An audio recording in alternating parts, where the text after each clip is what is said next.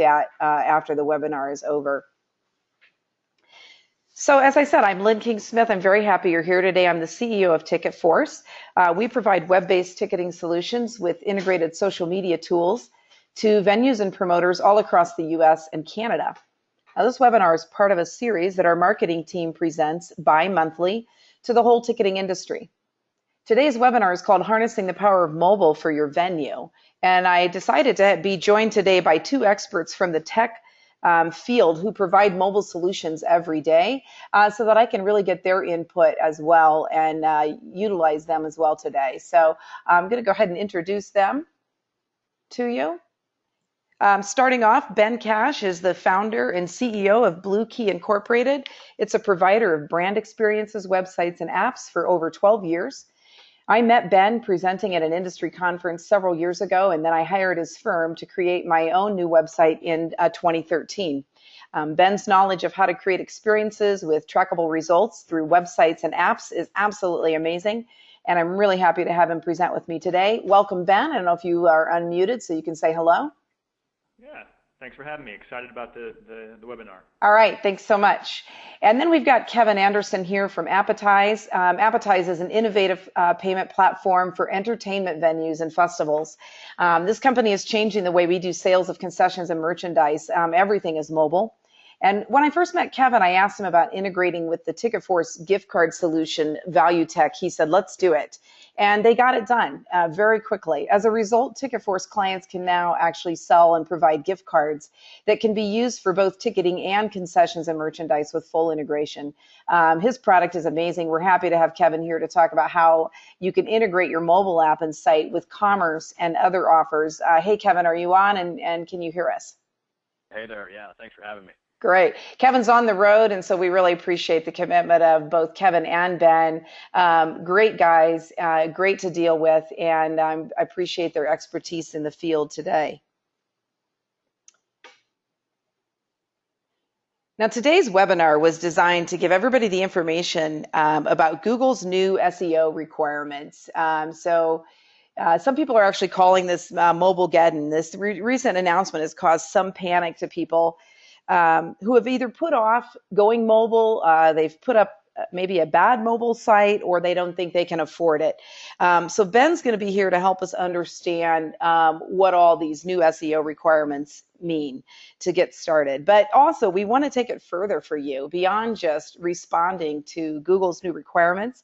I want to give you some simple ways to not just comply, but really start to use the power of the mobile device that's in the hand of over 64% of your fans. Now, you can see the chart here based on age group. These are smartphones by percentage. You can see the age group there. We're getting into 85, 86% in between 18 and 34 overall. And this number is up from just 35% of users in the US and Canada in only 2011. So things are really changing. We're near 80%, like I said, in 18 to 49-year-olds. So what that does for us in the event world is it makes connecting with your fans and patrons so easy, because they've got a device right in their hand, and all you've got to do is find good ways to get there. And then finally today, at the end, we're going to take a look at what responsive design means with mobile in the ticket buying experience, and how TicketForce is bringing it to you on our latest update. So let's get started. Just by way of introduction, we all know that the primary reason why your website and your ticketing site need to be mobile friendly is so you can deliver a great user experience to everyone who visits your site, no matter what device they're on.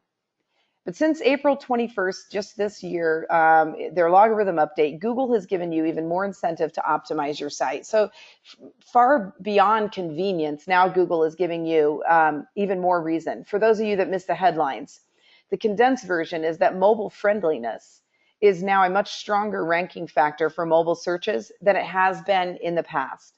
So if your blog post, your landing pages, and other website pages, ticket sales pages aren't optimized for mobile, your mobile search rankings could take a serious nosedive. So to help us understand what all that really means, I'm handing off the controls here to SEO expert and the website provider, Ben Cash. So I'm just going to hand him the controls, and Ben's going to take over the screen and present and let you know exactly what that means for you. And Ben, did I pass that off to the right Ben Cash? You did, and I'm gonna. Will the real Ben Cash please stand up? All Yes, right, that's exactly. All Thank you. right. So, okay. So, just tell me, are you seeing my mouse move around here? Yes, we are. Looks great. Excellent. Okay. So, thanks for the opportunity today. I'm going to talk a little bit about responsive design in Google and a variety of topics here. Without further ado here, just a quick shameless plug. If you have any questions at the end, I think she's going to provide a contact, but here's my information. If you want the skinny on Blue Key, you can go to bluekeyinc.com. And if during the webinar you feel like a little shout out or quoting me out of context, feel free. At Blue Key Inc. is our Twitter handle.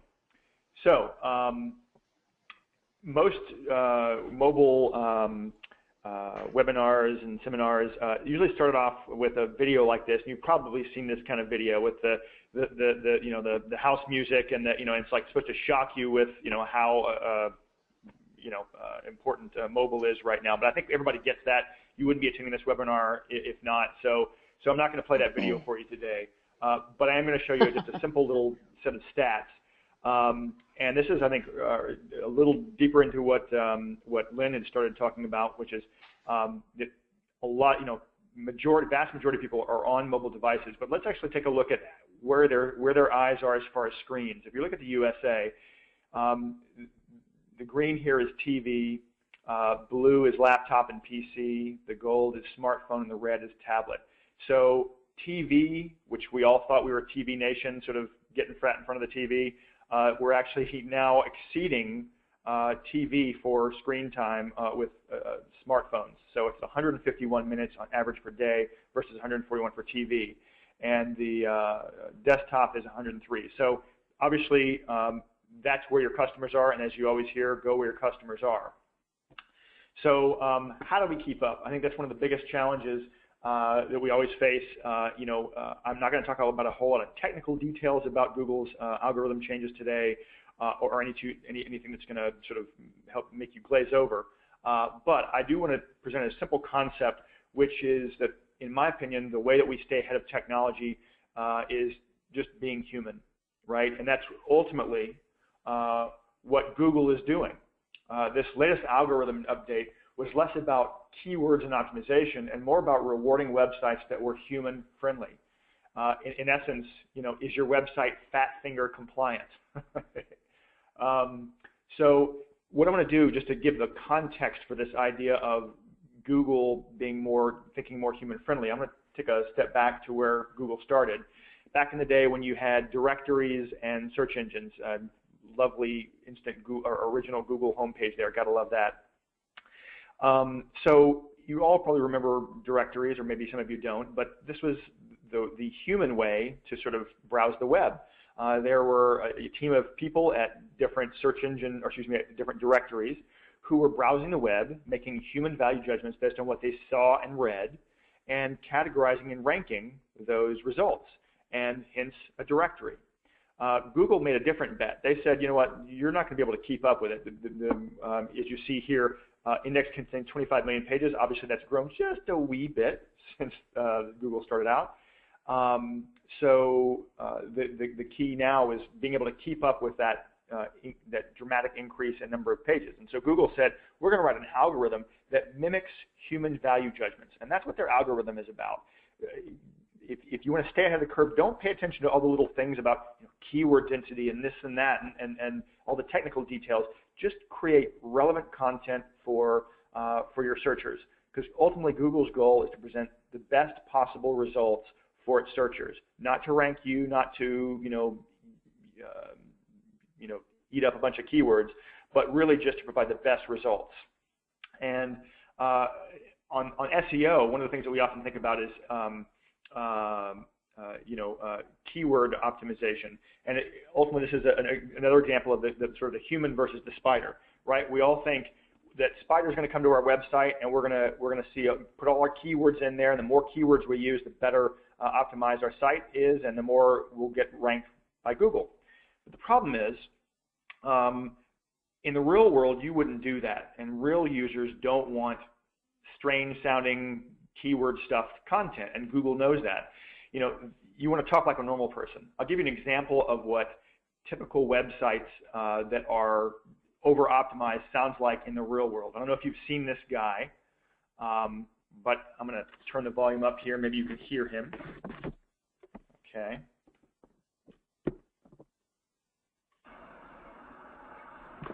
Howdy, y'all. This here's Mike. Down at Mike's Golf Shop, where we buy golf. That's right. We buy golf clubs. Mike's Golf Shop. Come on over here. We buy golf clubs. Over at Mike's Golf Shop. Come on down here. We buy golf clubs. That's right. We buy golf clubs. We buy golf clubs. We buy golf clubs. Okay, so I'm going to say to you the rest of that, but obviously he buys golf clubs and he's repeating it over and over again. But that's often what websites tend to look like. So the same thing is where you want to think about with Google algorithm change in relation to mobile. And the reason they're doing that is because they want to present human-friendly pages. All right, let me get to the next thing here. So, and I'm going to talk to you a little bit about some of the specifics of what they're going into, but at first I just want to, you sort of need to know, am I going to pass? Am I going to pass, will your website pass? So there's a number of great tools that you can look at. I'll give you an example of some of these different tools. The first thing you want to do is go to Google's mobile-friendly test. And you can just do a quick Google search for Google mobile-friendly test, and it'll pull up a page. You type your URL in, and it'll tell you whether you passed or failed. And it's a pretty basic thing. You also can go here to Google's, do a search for Google Page Speed Insights, which is a great way to see how fast your page loads. And again, I'll jump into the details here in a sec. Here's another great tool, which is to test and see what your website looks like on different screen sizes, right? There's also a great tool here called the Responsinator, R-E-S-P-O-N-S-I-N-A-T-O-R, and you type in your URL and it shows how your website looks on all the different mobile devices, from small smartphones to larger tablets.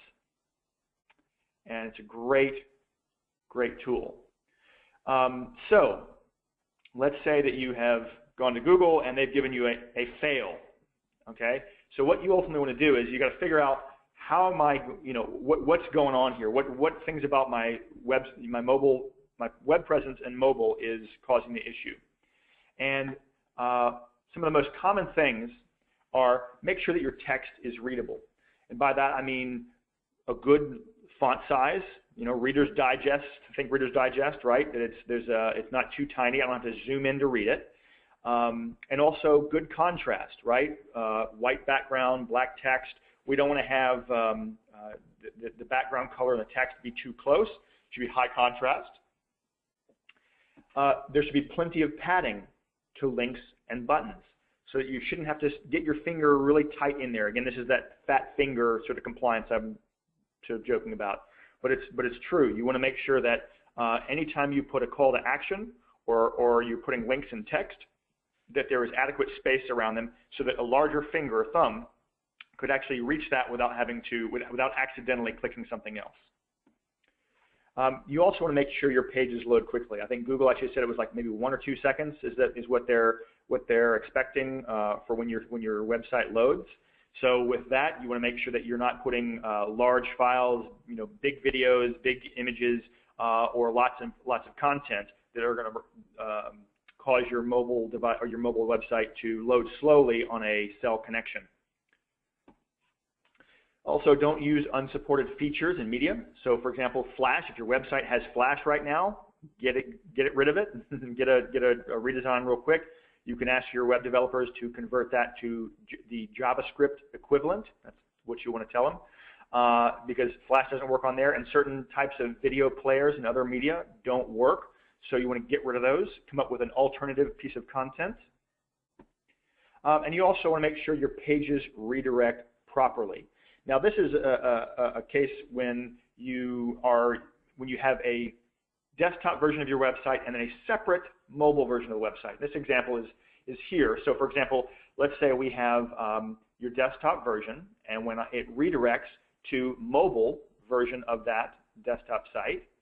And what will often happen though is people don't get to your website through the home page. They'll often do a search and the relevant content is on one of your subpages. But if your redirects are set up improperly, you're actually going to redirect from that subpage to your home page. And Google can tell that you're doing that, and it does not like that. It wants you to redirect directly to the corresponding page, right? But there's ultimately a bigger challenge with this, and that is that you have two different websites, right? That you have your desktop version and you have your mobile or tablet version. And that's cumbersome both in managing the website and keeping your content up to date, but it's also not good because it provides a totally different experience for users, which happen to go between a variety of devices during the day, as we saw in those stats. So what's the answer to that? Responsive design, right? And you've probably all at least heard of the term responsive design, but to give you some examples here,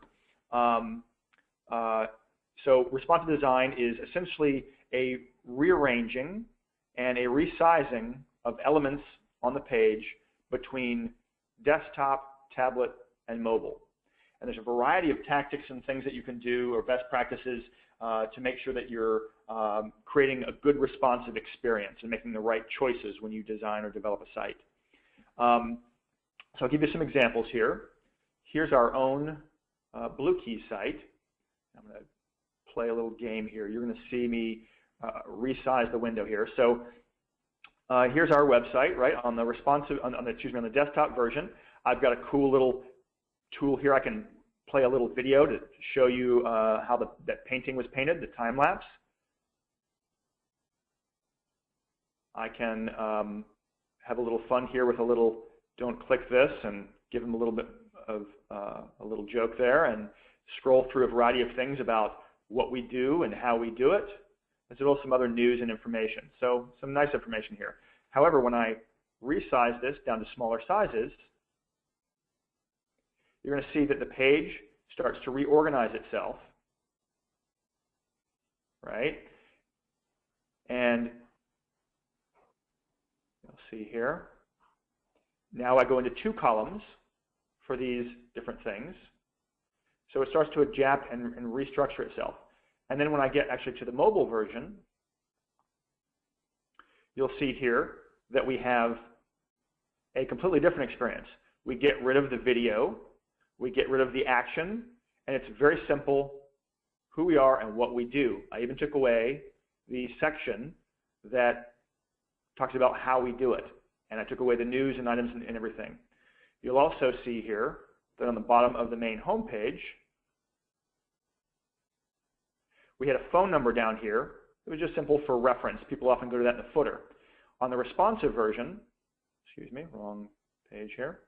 The responsive version, we actually turned that, we styled that number to be a clickable phone number. So that's an example of making your links and your actions nice and padded and easy to click for a fat finger. We also turned our menu from a horizontal bar across the top into one of these little, what we call in the industry, a very technical term, a hamburger. You'll notice those are usually at the top left or top right, and gives you some different options there. You'll also see an example here when I actually go to our work page.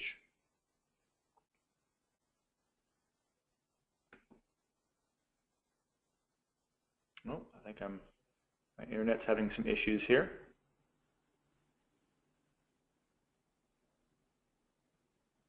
There we go. Okay, so you'll see we have large images that are filling the screen. However, when I go down to my smaller sizes, they reorder themselves. So a lot of what you do in a good responsive website is figure out what you want to hide and show, right? So for example, sometimes we have large slideshows at the top of a web page, like this, for example.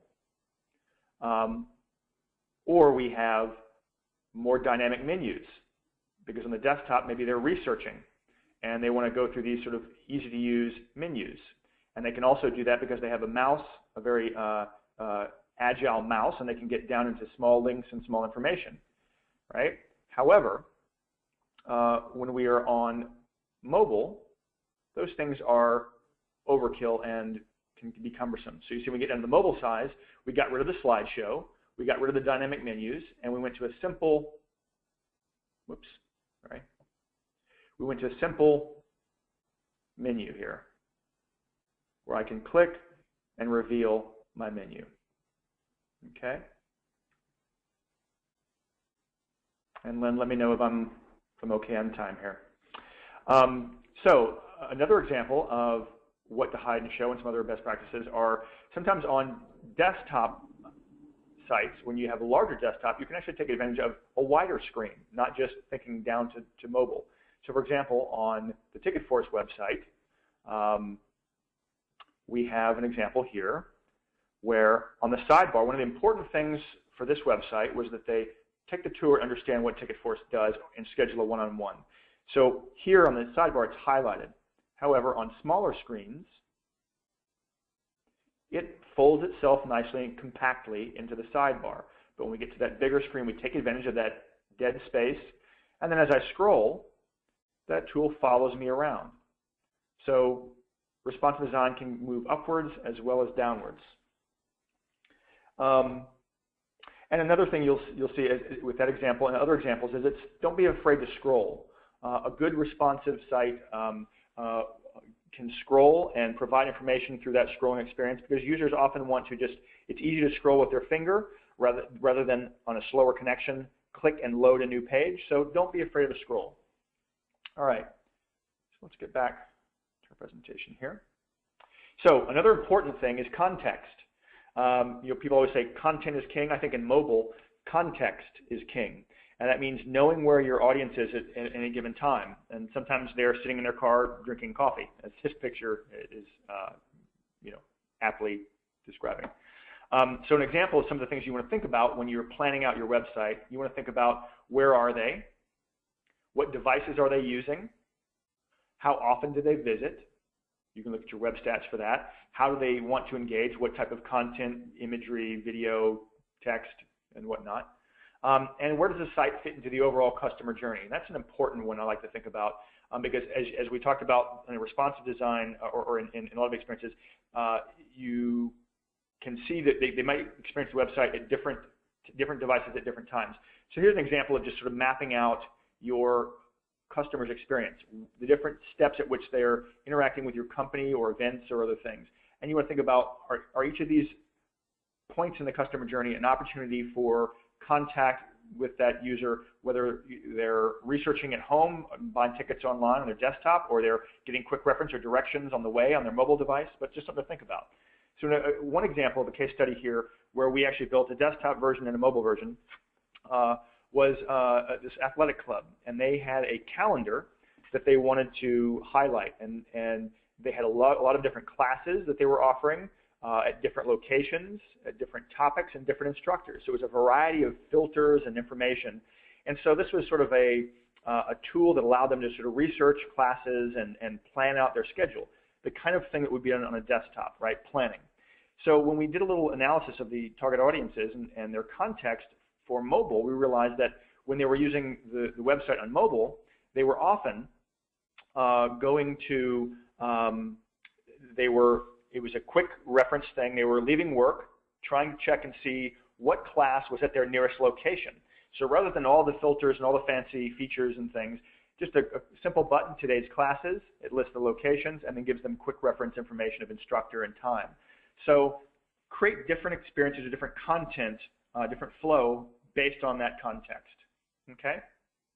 So one question people often ask is, do I start with desktop or mobile first? You'll hear that buzzword, mobile first approach.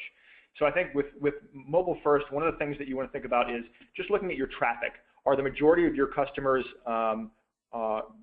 visiting your website on mobile? And I've got an example here of one client that we're currently working on a project for where their traffic was mostly mobile. I think they had about 60% of their traffic. It was a tour website, a historical tours, and it was for tourists, and so they're obviously not at home. They're on their devices or tablets.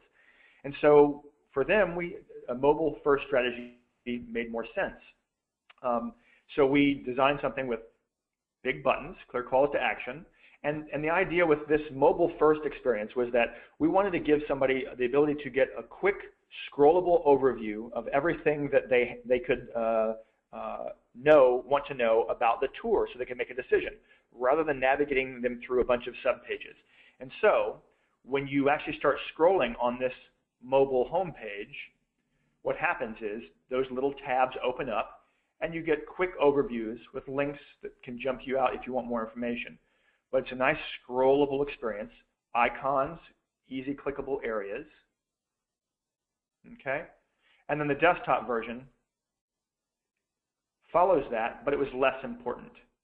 Okay, the same thing if you actually look at Constant Contact right now, they actually have an interesting website right now. This is their desktop version of their website. Clearly this is a mobile-first website because when you go to their mobile, when you shrink it down here, this is a little bit more what they're what they're designing for. And so when I look at their products,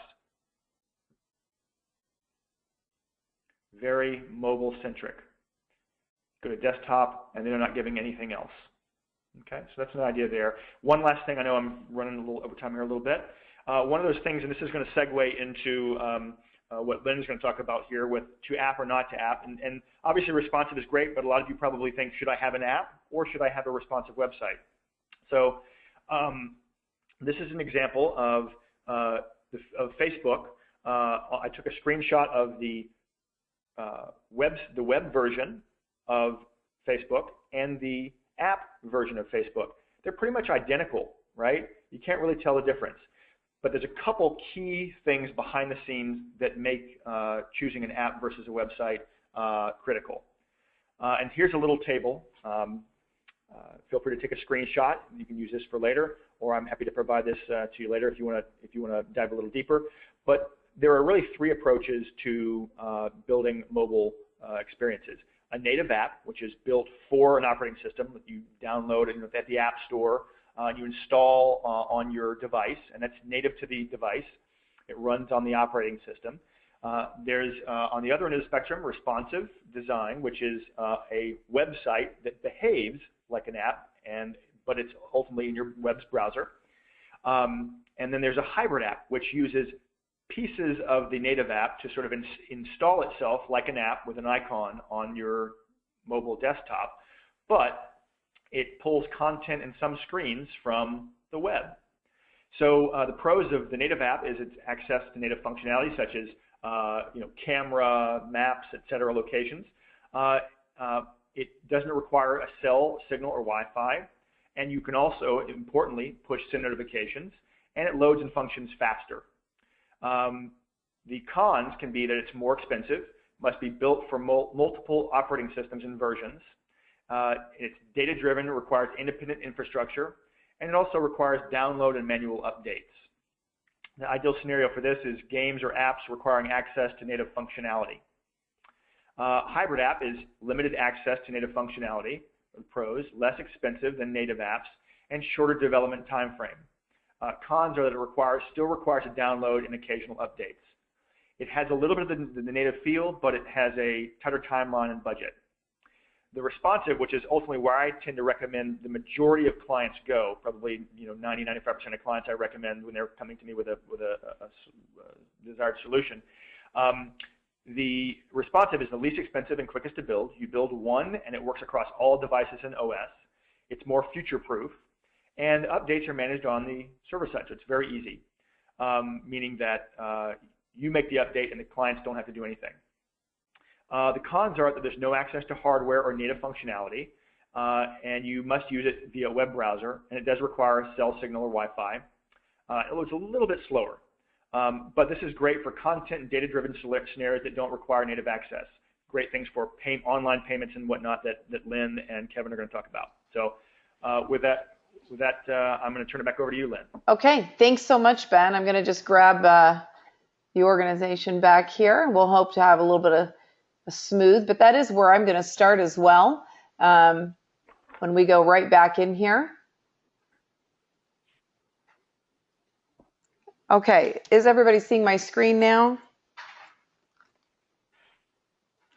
Ben, can you give me a heads up on that?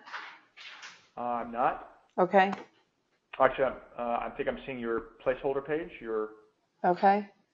I'm not seeing it yet.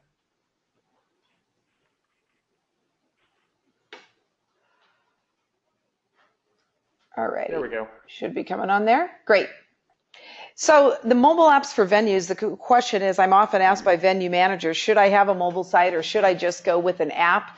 I get that asked quite frequently, and I usually answer yes.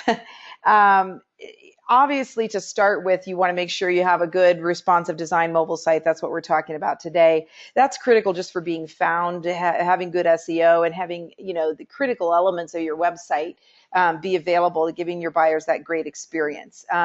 Simply put, the data shows when you are mobile, and now we're going to even say responsive, and we'll see that a little bit at the end, you're going to sell more tickets. But once you have the ticket buyer in your venue, connecting with them and taking it even a step beyond the ticket purchase, and how can you optimize your event and experience, that is much simpler with a mobile app, providing that you get that app to have a few key features. Some venue apps that I've seen simply repeat the same information from your website, and they miss the interactive features that provide us with a chance to actually interact with the buyer and the device. It's right in the palm of their hand. They're walking in the venue. They've got their smartphone with them, and we need to capitalize on that opportunity to interact with them. So let's look at a couple key features. If we were going to do mobile apps for venues, what are some key features? If you've got one, I know a lot of people built one and then they don't really see a lot of downloads. They don't see a lot of use for it. Could be that, it's not really optimizing the opportunity there for your buyers to connect with you, and that could be the biggest challenge. So to start with, you want to have push notifications on any mobile app that you have. And why is that? It's obviously a permission based, but they're built into good venue apps. But they give you the chance to literally push out notifications and messages to all your buyers that have downloaded your app. You can see the permission there where it's asking, and so they are giving you permission to do that. It allows you to contact your buyers at their cell phone without having to worry about text messaging and executing that and what number do we have. I know people that venues are using them now to announce pre-sales and offers. So instead of just listing your events, you've already got that on your website. You want to be able to use the push notifications to get that message out. When you've got a quick pre-sale going on, when you've got some seats you're going to unload, to some of your most loyal buyers, get the ones that have downloaded the app and use that and push a notification out to announce some pre-sales and some offers. It's even faster than email, has higher delivery rate and better conversion rates as well. So the way that works is when your buyers download your app, they'll be prompted to either allow the push notifications or not. And you want to, when you can, you want to give them the reasons why. So just not only, do you want to allow us to send you push notifications, but when you do, we're going to give you special offers, advance notice of events, things like that. So you can actually reach them. Your buyers who love your venue enough to download your app, they want to be rewarded for their loyalty. The push notifications are a great way to do that. Secondly, you want to use it for social integration and check-ins. So instead of having them go to, 4 different social networks while they're there at your venue, I'm posting on Instagram, then I'm sharing it on Facebook, I'm opening up Twitter, I'm checking in on Foursquare. They can do a lot of that right through your app. So if you build the app right, you can have connections to social sites. It's really nice. It'll be where they can see what other people are actually tweeting and sharing on Instagram right there in your venue with the right hashtag on it.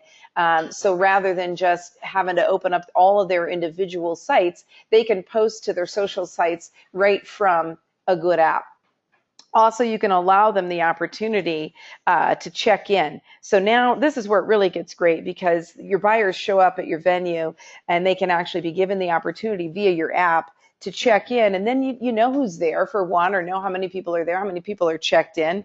But from there, if I'm arriving at your venue and I check in, now I can maybe get a great offer and be rewarded for using the app, for checking in, whether that's a discount, a concession, or merchandise, or come see us for a seat upgrade, any of the kind of things that you can afford to do and really make work for you. Now, what does that do? It makes a better experience. It enhances your buyer's experience and keeps them coming back for more. They're going to be able to remind them of the good event that they had, let them know about future events, and reward them for really interacting, giving them something to be excited about at your venue. Now, it gets really interesting. I'm going to bring Kevin in because all these components, your website, your ticketing site, your venue app, can easily be connected to each other with links. So you can buy tickets and go right into your mobile optimized ticketing system. You can have a link for people to download your app when they're on your mobile site, things like that. But how about integrating an easy payment solution or even pre-buying concessions and merchandise with your app? This is where Kevin Anderson, the brains behind Appetize, comes in. That's a solution that's serving venues of all sizes, from small theaters to Madison Square Gardens. Kevin, are you on the line, and can you hear us okay? Yeah, hey there. Hey, so welcome, and tell us about how you can help to integrate purchases with our venues' mobile apps and websites. Cool. And thanks, Lynn and Ben. Obviously excited to be a part of this. And I think the table's really been set well for the fact that we, as event organizers and stakeholders in buildings, need to be mobile and be thinking towards mobile, engaging fans on their phones. That was an old tagline, actually, of Appetize, was bringing payments to fans' fingertips. I know a lot of the phrasings and words that have been used already are really near and dear to our hearts. So I think the table's been set really well to be thinking about mobile, and Appetize will talk about being mobile kind of in two ways. One is the physical, portable, and cellular way, and then the second way in the actual smartphone app ordering. So really in two ways. Again, I'm Kevin Anderson. I'm our Vice President of Business Development here at Appetize. We're an entertainment-focused point-of-sale platform. So we work with over 225 entertainment properties, from some of the biggest outdoor festivals, 35 PGA Tour events, Bonnaroo, Governor's Ball, which is going on this weekend, like Lynn mentioned, Madison Square Garden, the Wells Fargo Center, all the way down to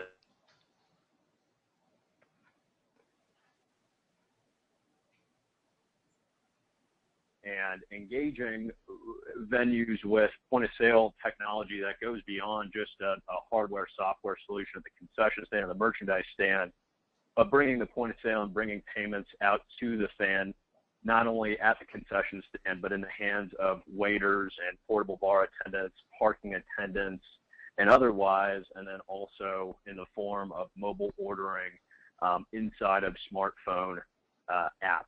So Lynn, if you want to go to the next page here, we can take a look at some of our products here. So Appetize, like I mentioned, on the left side, we allow fans to order directly from their seats. If you want to think about kind of this whole webinar as top-down, Appetize is a tool, for your building, whereas obviously Ticket Force and all the, sorry, go for it. It sounded like somebody was asking a question there. So what you're seeing in front of you here is a fan-facing mobile ordering app on the left side. In the middle are handheld point-of-sale technology for those waiters, hawkers, and portable solutions for you to bring the point-of-sale and bring payments out to the fan. And then on the right side, you can see our full-scale point-of-sale solution. Basically, all these payment technologies that you're looking at right here designed to scale up and down based on the event type that you have in town, so you can reformat your building and then also bring payments out to the fan and to their fingertips there, really as a tool to be able to engage fans in that mobile app and in that responsive site that have been talked about so much already. Len, if you want to go to the next page. And we're going to focus mainly on the mobile ordering product just for the next few minutes. So Appetize has both its own branded mobile ordering app as well as its white label, which you'll see here in a second. So sitting inside of your app, fans can select each shop or whatever, essentially button we want to create with your mobile app provider. And then once they do that and they're sitting in your venue, they're selecting their level, section, row, and seat that they're sitting in. And based on, I know it was brought up, the contextual awareness was something I think Ben talked about.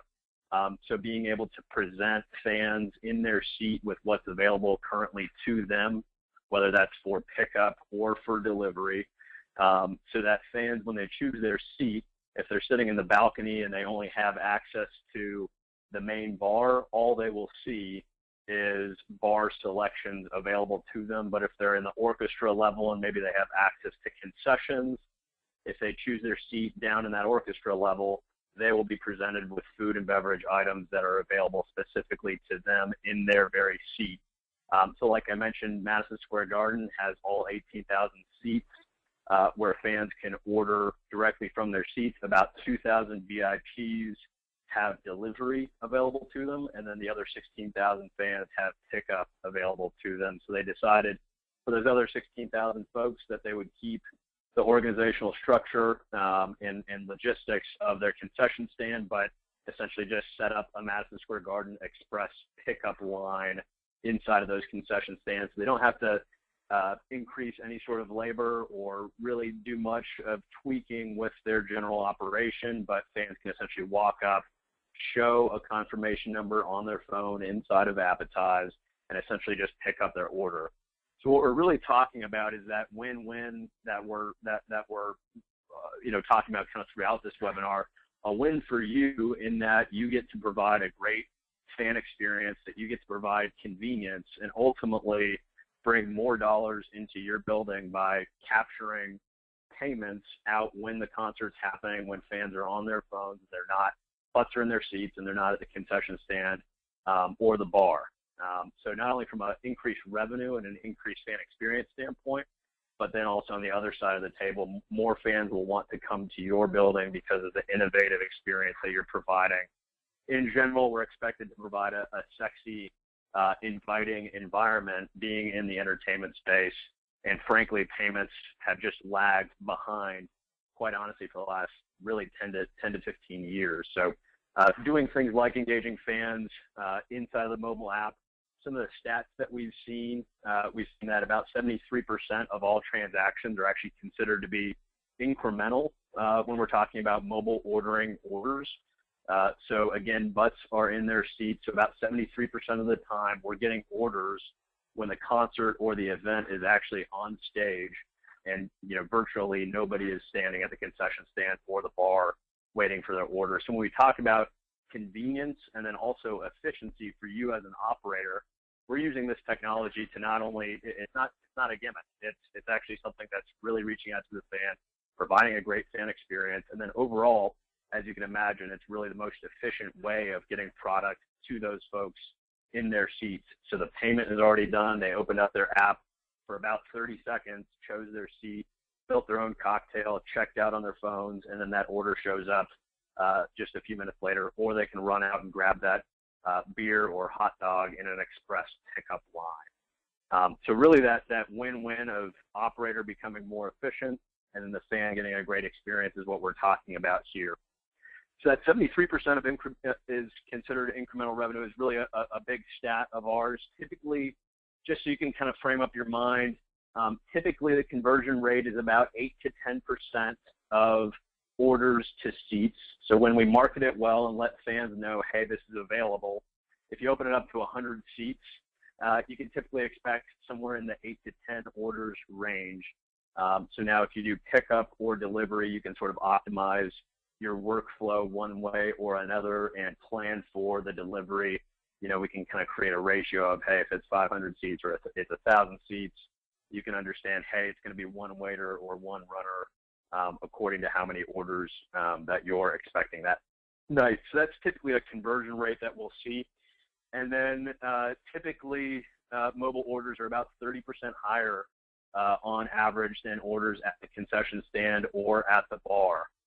So on average, we're increasing average order sizes by about $4 when we're engaging fans with mobile orders. So definitely something to keep in mind and obviously consider here.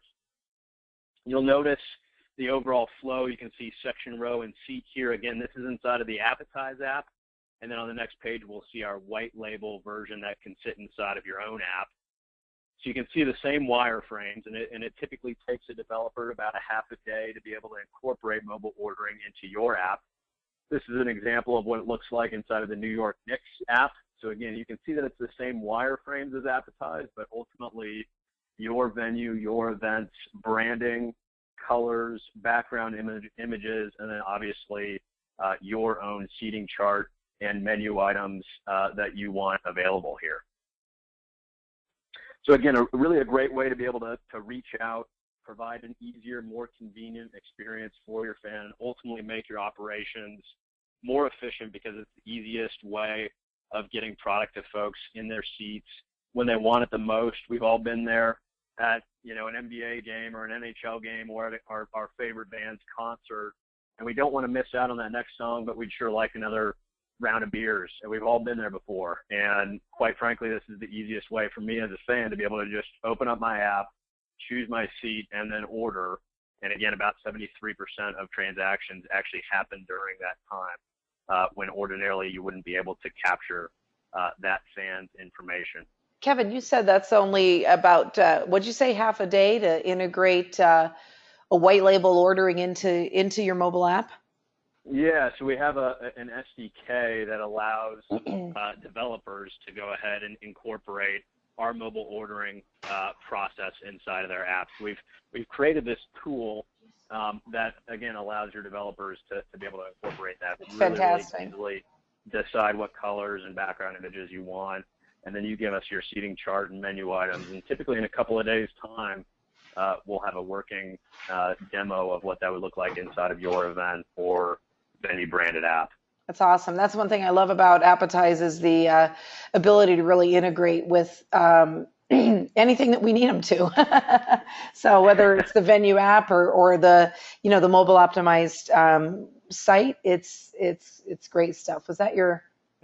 Hey Kevin, this is Ben here. I don't know if you can hear me, but love this. This is great stuff. Both personally, I've been in that situation where I'm waiting for the cold bud guy to come around, and would love to use something like this.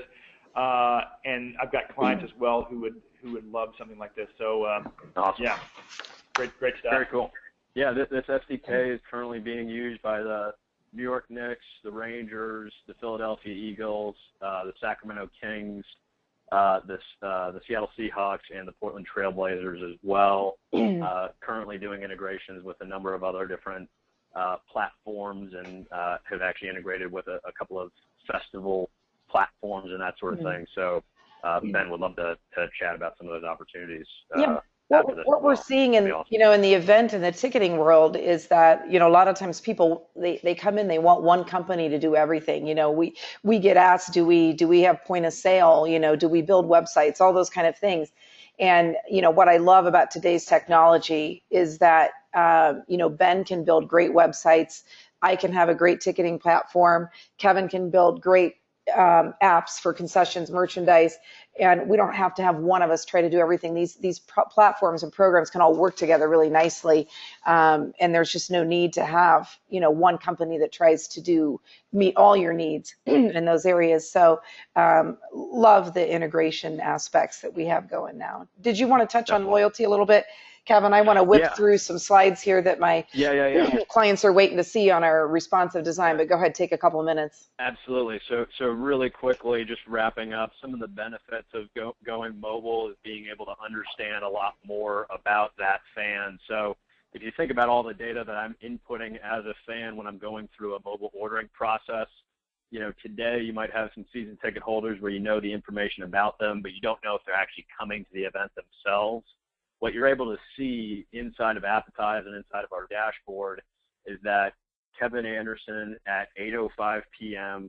sitting in section 110, row 10, seat 1, and on an Android device, he purchased a Diet Coke, a Bud Light, and a hot dog on this date. And we save that data, aggregate that data, and then present it back to you in very simple, easy to digest forms, so that you, actually in the event, can have your marketing folks search who has spent over $100 tonight. I'm going to go give them a free ticket to the next event.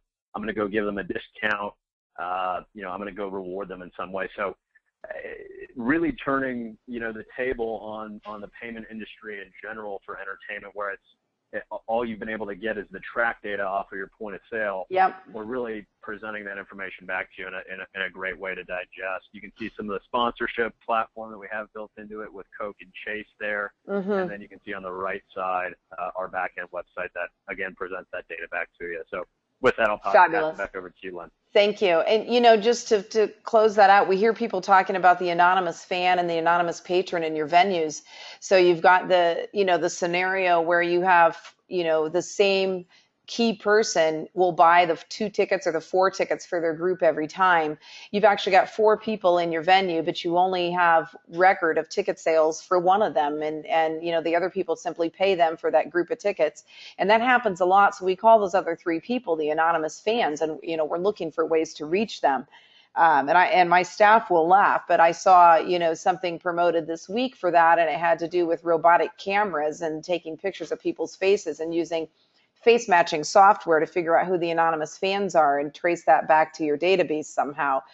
This is much better because what you'll do is you'll be able to find out the people that are in your seat. So again, apps and payments and all these types of things give you an opportunity to interact with people that haven't even done the actual purchase of the ticket for your venue. And now you can really start to connect with, closer to 100% instead of 50 or 60% of your ticket buyers. All right, so I apologize for having you wait this long, but we are going to move on to talk about responsive design elements in ticketing sites.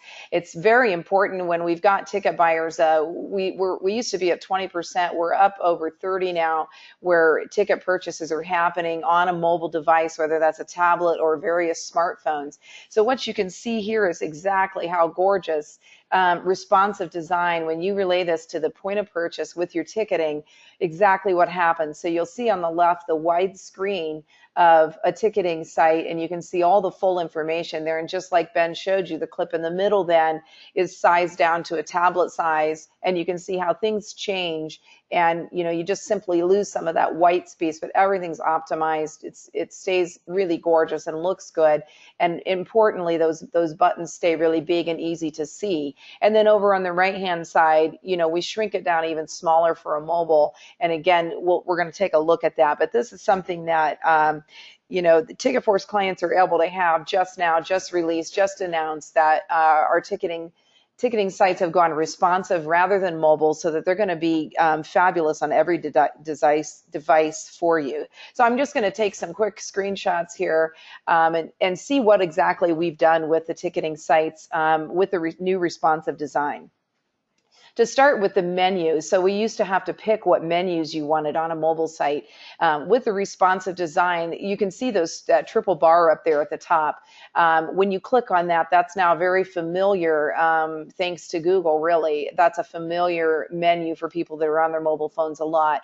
And the menu will drop down, and you'll see all those options that you have on your full ticketing site are still going to be there. I can log into my account, I can search, I can have a calendar, I can shop by all the different ways. I can get to my shopping cart. No loss of functionality there at all, and all I have to do is mouse over to catch that. So the menu bars, nothing is lost, and yet you don't have that clogging up the space on the small device.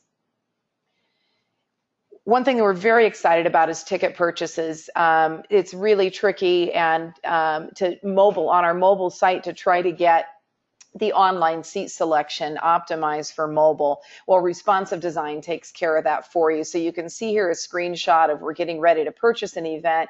So the buy now button on the mobile phone is great. And then right away, as soon as you click buy now, you get that beautiful sized well seat map.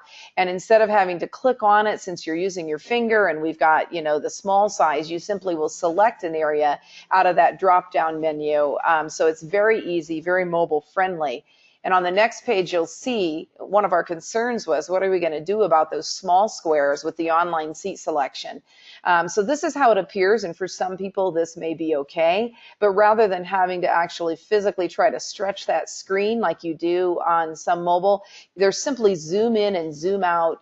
You can see the plus and the minus sign that'll bring that seat map. So this screenshot on the right-hand side there is that seat map zoomed in, so I can get those individual squares and those seats to the size that I need. I can scroll side to side with the right and left and up and down. So I can really move around very easily in a very familiar way. And that online seat selection now is completely optimized for any size device. We're really excited about that. Also, the addition of being able to process donations and memberships. So not just ticketing, but if you're utilizing any of these other functions in your system, you're not losing, because of all the menu, all the functionality is just a smaller size down of your main site. So if you've got donations going on, look how clean that is.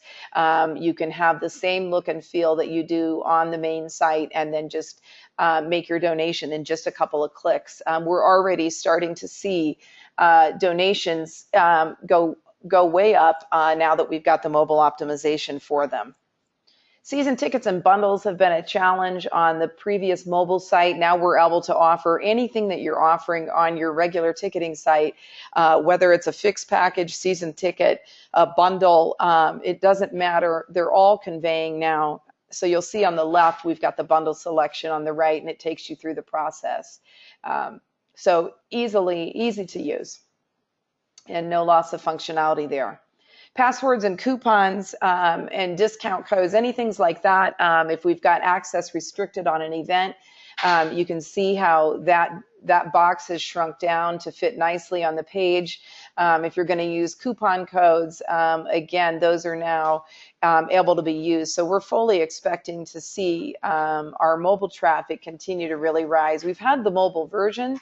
If you're not on this updated version, you likely have the mobile version of your site right now. You can sell tickets, but you've had some limitations. So the responsive design has been something that we really pushed forward with to make sure that you're not losing any functionality on your ticketing site. So those are very quick overview. Those of you that are TicketForce clients will be doing a full demo presentation of version 28 on next month's webinar. So you'll get all the full functionality there, and you can certainly ask for a quick call or long call if you want with your client services representative to have somebody walk through this with you. You're also welcome to just give it a shot on your own phone. If you go to tickets.ticketforce, that is this responsive design that you're seeing the screenshots from. So you can give that a test and see how that looks. So we're going to go ahead and take questions. I understand this is a long webinar. We're right at an hour now.